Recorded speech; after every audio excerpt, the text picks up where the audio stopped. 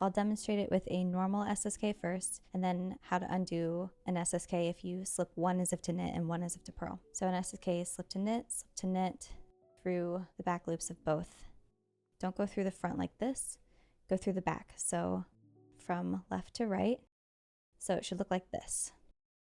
Remove your right needle from that stitch and pull the yarn out. Now your stitches are going to be orientated the wrong way because you slipped them as if to knit. So you just need to slip them through the back loop. You see how there's a leg that's closer to us and then a leg that's in the back. We're going to pick up the back loop with our right needle. So into the back loop, slip it. Into the back loop, slip it. And now you just slip it without twisting it. So back to the left needle.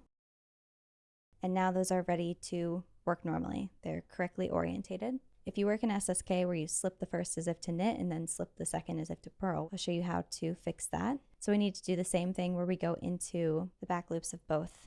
Go through the back. So from left to right.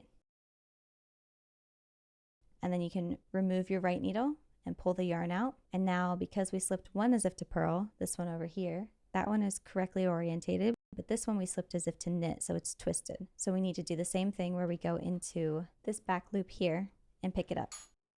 So into the back loop and just slip it to your right hand needle and then slip it back to your left hand needle without twisting it. And that's it. That's how you undo an SSK done two different ways.